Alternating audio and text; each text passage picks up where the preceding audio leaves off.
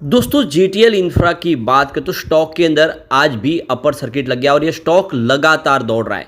यहाँ पे देख सकते हो एक के बाद एक अपर सर्किट लग रहे और इसके पीछे क्या रणनीति चल रही है, क्यों स्टॉक इतना लगातार दौड़ रहा है, उसको समझने की कोशिश करेंगे। ज़बरदस्त वॉल्यूम हो रहा है, पूरे बाजार में वॉल्यूम टॉपर बना हुआ है।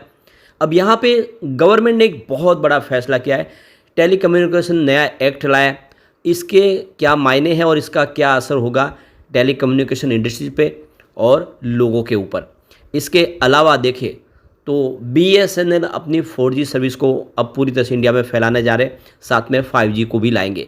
इससे जीटीएल को क्या फ़ायदा होगा उसको समझने की कोशिश करेंगे। क्या इस समय छोटे से पेनी स्टॉक में इन्वेस्टमेंट करना चाहिए, क्योंकि कंपनी भले ही बहुत ज़्यादा लॉस में हो, सब कुछ खराब हो, लेकिन फिर भी इनके पास 26,000 टावर है और वो टावर इनके लिए रिवेन्यू अर्न करके दे सकते हैं आने वाले समय में भी। और सरकार भी इस समय टेलीकम्युनिकेशन सेक्टर के लिए पूरी तरह से मेहरबान है। ऐसे में क्या हमें इन्वेस्टमेंट करना चाहिए या फिर इस स्टॉक से दूर रहना चाहिए, जानेंगे इस वीडियो के माध्यम से। लेकिन फ्रेंड उससे पहले अगर आप पहली बार हमारे चैनल पे आए तो चैनल को सब्सक्राइब कर दीजिए, एक बेल आइकॉन दबा दीजिए ताकि जब भी नया वीडियो बने पहला नोटिफिकेशन आपको मिले। वीडियो पसंद आए तो लाइक से जरूर कीजिए।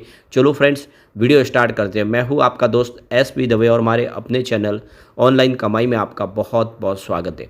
तो अभी लगभग 11:30 के आसपास का टाइम है। देख सकते हो कि स्टॉक की शुरुआत तो पॉजिटिव हुई 2.64 पर और यहाँ पे देख सकते हो कि क्लोजिंग कल की थी यानी फ्राइडे की 2.5 की 5% के अपर सर्किट के साथ। इंट्राडे में 2.47 का लो बना। इसका मतलब यह है कि इंट्राडे में स्टॉक के अंदर गिरावट भी हुई, लेकिन निचले लेवल से ज़बरदस्त खरीदारी शुरू हुई और इस वजह से 2.70 पर अपर सर्किट लग गया। लेकिन यहाँ पे सर्किट खुलने की भी संभावना दिख रही है, क्योंकि कुछ बड़े फंड हाउस जम के प्रॉफिट बुकिंग भी करें और ये बड़ी जो डील है उसमें माध्यम से आपको भी समझ में आ जाएगा। वॉल्यूम आज सुबह सुबह ज़बरदस्त बढ़ चुका है। पिछले एक महीने पहले इसका 16 करोड़ का वॉल्यूम था, 9 करोड़ की डिलीवरी उठाई गई। 1 वीक पहले 24 करोड़ का वॉल्यूम हुआ, 13 करोड़ की डिलीवरी उठाई गई और फ्राइडे को 7 करोड़ का डिलीवरी बेस का वो डायरेक्ट सुबह ही सर्किट लग गया था। लेकिन आज सर्किट खुला और इस वजह से सुबह सुबह ही 65 करोड़ का ज़बरदस्त वॉल्यूम हुआ, यानी करोड़ों शेयर यहाँ पे खरीदे बेचे गए। पूरे बाजार में वॉल्यूम के मामले में नंबर 1 पे आया सुबह सुबह जीटीएल इंफ्रा। अब आप ये देख ही सकते हो कि स्टॉक लगातार दौड़ रहा है। इसकी जो प्राइस थी वो देख सकते हो कि 5 तारीख को जो क्लोजिंग थी वो ₹1.5 के आसपास थी। 1.50 रुपीज़ का जो स्टॉक था वो 2.70 तक पहुंच चुका है, यानी इन्वेस्टमेंट डबल होता हुआ दिखाई दे रहा है और वो भी बहुत कम समय, सिर्फ एक महीने से कम पीरियड में ये आपको इन्वेस्टमेंट है वो डबल होता हुआ दिखाई दे रहा है। और देख सकते हो कि ये स्टॉक लगातार दौड़ रहा है और इसने एक 50 रुपये का फ्रेश हाई बना दिया। आप देख सकते हो कि इसका जो 50 रुपये का हाई है वो 2.70 का जो इसने आज बना दिया है, तो बिल्कुल एक नया इतिहास रचा है। लेकिन क्या ये तेज़ी आगे भी बरकरार रहेगी? तो यहाँ पे जो बड़ी अपडेट निकल के आ रही है, सरकार ने नया एक टेलीकॉम कानून लाया है और 26 जून से ये नया कानून लागू हो जाएगा। तो देख सकते हो कल से नया टेलीकम्युनिकेशन एक्ट 2023 लागू हो रहा है। गैजेट नोटिफिकेशन के मुताबिक केंद्र सरकार ने 26 जून 2024 की तारीख तय की है, जिस दिन पर इस नए एक्ट के कई सेक्शन देख सकते हो, जिसमें 12(10) से लेकर 30, 42, 44, 46, 47, 50, 58 और 61 और 62 के प्रावधान लागू होंगे। इस नए एक्ट से सरकार को बहुत बड़ी नई शक्ति मिलेगी। तो यहाँ पे देख लो कि टेलीकम्युनिकेशन एक्ट 2023 26 जून 2024 से लागू हो रहा है। नया कानून टेलीकॉम सेक्टर और टेक्नोलॉजी में टेक्निकल एडवांसेस की वजह से भारतीय टेलीग्राफ अधिनियम 1885 और भारतीय वायरलेस टेलीग्राफ अधिनियम 1933 जैसे मौजूदा जो कानून है उसको सबको निरस्त कर देगा। नए टेलीकॉम कानून के लागू होने से बड़े बड़े बदलाव देखे जाएंगे। दरअसल नए कानून के साथ सरकार को यह अधिकार होगा कि वह इमरजेंसी की स्थिति में टेलीकम्युनिकेशन सर्विस और नेटवर्क पर पूरा कंट्रोल अपने हाथ में ले ले। तो गैजेट नोटिफिकेशन के मुताबिक सुरक्षा, सार्वजनिक व्यवस्था या अपराधों की रोकथाम के लिए सरकार ऐसा कर सकती है, यानी कभी भी इमरजेंसी के वक्त में पूरा का पूरा कंट्रोल, टावर का कंट्रोल, टेलीकम्युनिकेशन नेटवर्क का कंट्रोल सारा सरकार के पास आ जाएगा और वही फैसला ले पाएगी। टेलीकॉम कंपनियां इसमें कुछ भी नहीं कर पाएगी। गैजेट नोटिफिकेशन के मुताबिक दूरसंचार जनता के सशक्तिकरण के लिए एक शक्तिशाली उपकरण है। हालांकि इसका उपकरण का गलत इस्तेमाल यूजर्स को नुकसान पहुंचाने के लिए भी किया जा सकता है। इस नए कानून के तहत जो अनचाहे कमर्शियल कम्युनिकेशन जो होते हैं, लोगों को जो बहुत सारे स्पैम मैसेज आते हैं उनको रोकने में भी यहाँ पे एक बड़ा फ़ायदा होने वाला है। और आप देख सकते हो कि इससे टेलीकम्युनिकेशन सेक्टर भी मजबूत होगा और सरकार को भी बहुत सारा बेनिफिट होगा। तो ऐसे में आने वाले समय देखना होगा कि किस तरह से इस कानून में बदलाव होता है। यहाँ पे दूसरी जगह और जो बड़ी अपडेट निकल के आ रही है, बीएसएनएल ने 4G सर्विस लॉन्च करने की तैयारी शुरू कर दी है। अगस्त तक देख सकते हो कि पूरे इंडिया के अंदर यहाँ पे 4G सर्विस शुरू करेगा बीएसएनएल। अभी तक बीएसएनएल की 3G सर्विस है, सभी जगह पे नहीं पहुँची है, लेकिन जल्द ही यहाँ पे 4G सर्विस शुरू करने जा रहा है। तो आत्मनिर्भर पॉलिसी के तहत सरकार अब आने वाले समय में सभी जगह पे सरकारी फ़ोन सेवाएं देने जा रही है और ऐसे में आप देख सकते हो कि उनके लिए टावर की ज़रूरत तो होगी, तो ये 4G सर्विस टावर के माध्यम से मिलेगी।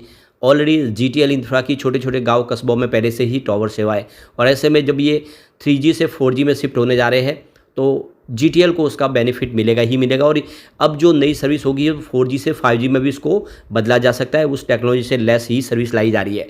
ऐसे में आप देख लो कि इन्होंने इसके लिए टीसीएस के साथ में टाइप किया है, आईटी कंपनी, और मिलके अब देख लो कि जो बिल्कुल एक फ्रेश सर्विस शुरू की जाएगी। तो देख सकते हो कि जीटीएल के लिए एक बड़ी अपॉर्चुनिटी इस समय दिखाई दे रही है कि ये टावर कंपनी आने वाले समय कुछ बड़ा बेनिफिट इसका उठा सकती है। इसके अलावा देखो कि रिलायंस जियो ने भी जीटीएल इंफ्रा के साथ में एक मास्टर सर्विस एग्रीमेंट साइन किया है, जिसके माध्यम से जो रिलायंस जियो के लिए जो टावर सर्विस है वो 4G के लिए और 5G के लिए जीटीएल इंफ्रा उपलब्ध करा रही है। अब आप देख ही सकते हो कि काफ़ी बड़ा इनके पास टावर का पोर्टफोलियो है और जिसका फ़ायदा वो उठा रहे, और ऐसे में इनका बिजनेस आने वाले समय कुछ अच्छा कर सकता है सरकार की मेहरबानी से। यहाँ पे ये सारी अपॉर्चुनिटी तो है, लेकिन जो सबसे बड़ी प्रॉब्लम है वो है कंपनी की इनकम, जिसमें 23% की ड्रॉप देखने को मिल रही है, जो 18.17 बिलियन रुपीज़ माइनस रहा है 2023 में, और 2022 में अगर आप देखें तो यह 14.75 बिलियन रुपीज़ के आसपास था माइनस। तो ये देख सकते हो कि प्रॉब्लम इसकी है, कंपनी लॉस में भी है, इंसॉल्वेंसी की जो प्रक्रिया है वो भी इस पर दिखती रही है। तो ये सारी बातें थोड़ी सी इसके ऊपर प्रॉब्लम देने वाली है, लेकिन सरकार का पूरा सहयोग मिल रहा हो। जैसे कि अब सरकार बीएसएनएल सर्विस पूरे हिंदुस्तान में 4G सर्विस शुरू करने जा रहे हैं, तो इसमें बेनिफिट पूरा मिलने की उम्मीद है। ये कह सकते हैं इससे कि ये जो छोटा स्टॉक है कुछ कर सकता है, लेकिन यहाँ पे इस स्टॉक के लिए जो सबसे बड़ी प्रॉब्लम है कि इसमें ऑपरेटर पूरी तरह से एक्टिव है और ऑपरेटर कभी भी पासा पलट सकते हैं, और आज की डील में भी ये समझ में आ रहा है। देखो कि सुबह 9:15 पर 2.60 की प्राइस से यहाँ पे 1 करोड़ 30 लाख शेयरों की एक बड़ी बिकवाली हुई, यानी किसी ने प्रॉफिट बुकिंग की है। लेकिन 9:17 पर 2.68 की प्राइस से यहाँ पे 2 करोड़ 74 लाख शेयरों की बम्पर खरीदारी हुई। उसके बाद 10:11 पर 2.70 की प्राइस से 1 करोड़ 59 लाख शेयरों की एक बड़ी खरीदारी और हुई। तो उसके बाद 10:17 पर 2.71 की प्राइस से 1 करोड़ शेयरों की एक खरीदारी और हुई।